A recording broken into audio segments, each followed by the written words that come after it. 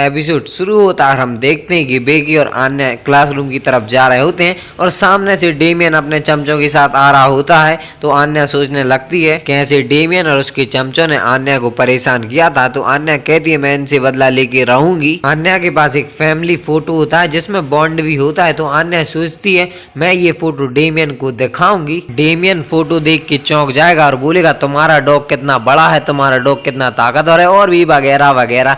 और यहाँ पे भाई आन्या खुश होने लगती है। तो आन्या उस फोटो को रास्ते में गिरा देती है और उठाने का बिहेव करने लगती है। तो डेमियन और उसके दोस्तों से इग्नोर करके सामने से निकल जाते हैं। तो आन्या शौक हो जाती है। तभी बेकी आती है और उस फोटो को उठा लेती है और वो कहती है कि ये कौन है। वो लॉयड को देख के पसंद करने लगती है। तो वो कहती है आन्या से ये सिंगल है। तो आन्या कहती है ये मेरे डैड है, इनकी मेरी मम्मा के साथ शादी हुई है। तो वो उस फोटो को लेके भागने लगती है। तो आन्या उसके पीछे पड़ जाती है वो फोटो मुझे वापस करो। फिर हमें क्लासरूम दिखाया जाता है जहाँ पे सभी बच्चों की आर्ट क्लास होती है और उनको एक प्रोजेक्ट दिया जाता है एनिमल थीम्स के ऊपर। इस प्रोजेक्ट के लिए टीचर ने सभी बच्चों को ग्रुप में बांट दिया था और डेमियन और आन्या एक ही ग्रुप में होते हैं। तो जैसे ही ये बात डेमियन को पता चलती है तो डेमियन आन्या से कहता है तुम मेरे रास्ते में नहीं आओगी। तो आन्या को अच्छा नहीं लगता। तो आन्या बेकी के पीछे भागने लगती है कि मुझे मेरा फोटो वापस करो। ये देखकर टीचर आन्या और बेकी से कहता है तुम लोग अपनी अपनी सीट पर बैठ जाओ। फिर हम देखते हैं सभी बच्चे अपना प्रोजेक्ट बनाने में लगे हुए होते हैं। फिर वो टीचर बेकी के पास आता है और चौंक जाता है क्योंकि बेकी लॉयड को बना रही होती है। तो वो टीचर कहता है मैंने तुम्हें एनिमल्स को बनाने के लिए कहा था। तो बेकी टीचर से कहती है सर आपको नहीं लगता कि हम ह्यूमंस और एनिमल्स एक ही हैं। ये सुनने के बाद वो टीचर शॉक हो जाता है और वहां से चला जाता है। फिर हम देखते हैं आन्या का प्रोजेक्ट तैयार हो जाता है और आन्या ने प्रोजेक्ट में बॉन्ड बनाया होता है लेकिन वो बॉन्ड जैसा बिल्कुल भी नहीं लग रहा होता है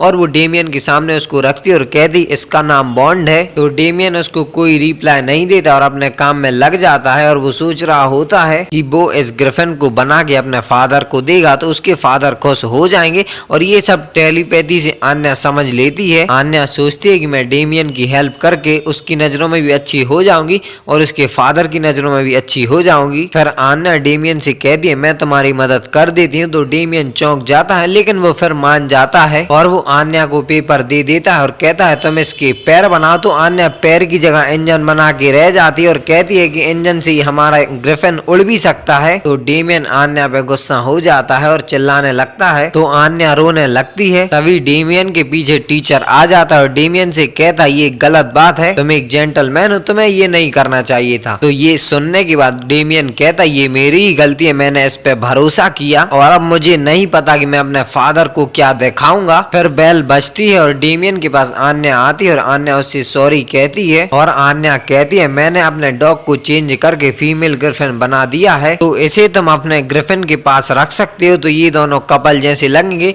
तो यहाँ पे डेमियन मना करता है लेकिन फिर वो बाद में मान जाता है। फिर हम देखते हैं कुछ लोग एग्जीबिशन देखने आए थे तो वो सभी चीजें देख रहे थे लेकिन जैसे ही वो आन्या और डेमियन का प्रोजेक्ट देखते हैं वो कहते हैं इसे तो बेस्ट अवार्ड मिलना चाहिए, सबसे बेस्ट प्रोजेक्ट है। फिर वो टीचर डेमियन से आके कहता है तुम्हारे प्रोजेक्ट को फर्स्ट प्राइज मिला है और वो बताता है कि ये एक न्यू कॉन्सेप्ट को दर्शा रहा है जो कि वॉर से रिकवर कर रहा है क्योंकि बड़े वाले ग्रिफिन की विंग्स टूटे हुए हैं और छोटा वाला ग्रिफिन एक बेबी जो चल भी नहीं पा रहा, इसी वजह से इसे फर्स्ट प्राइज मिला है। तो आन्या डेमियन से कहती है देखो मैंने तुम्हें फर्स्ट प्राइज दिला दिया। तो डेमियन कहता है ऐसी अगली चीज बुरी चीज मैं अपने फादर को दिखाऊंगा। तो आन्या शौक हो जाती है। फिर सीन शिफ्ट होता है और हम देखते हैं डेमियन फोन पे बात कर रहा होता है। तो जेविस कहता है तुम घर आने वाले हो। तो डेमियन मना कर देता है और कहता है फादर घर पे नहीं होंगे और मुझे पढ़ना भी है क्योंकि मेरे एग्जाम आ रहा है और फोन रख के पढ़ने चले जाता है अपने चमचों के साथ। फिर सीन शिफ्ट होता है और हमें हैंडलर का इंट्रोडक्शन दिया जाता है और बताया जाता है पहले ये एक डिप्लोमेट थी और उसके बाद ये बिल्कुल एक सीक्रेट पर्सनालिटी बन गई और सीक्रेट पुलिस के साथ काम करने लगी और ये अपने दुश्मनों के सामने से ऐसे भेज बदल के निकल सकती कि सामने वालों को पता भी नहीं चलता और बिल्कुल ऐसा ही होता है।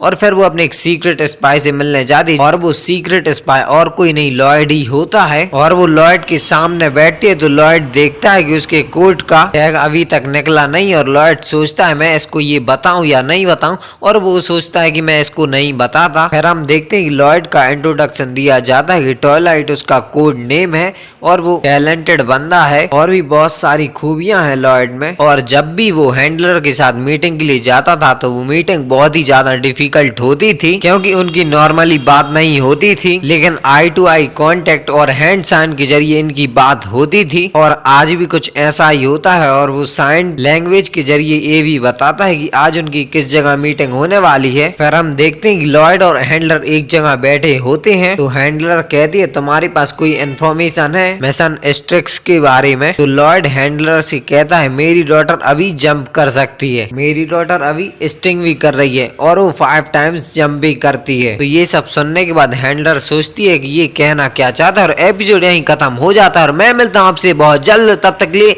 Bye bye.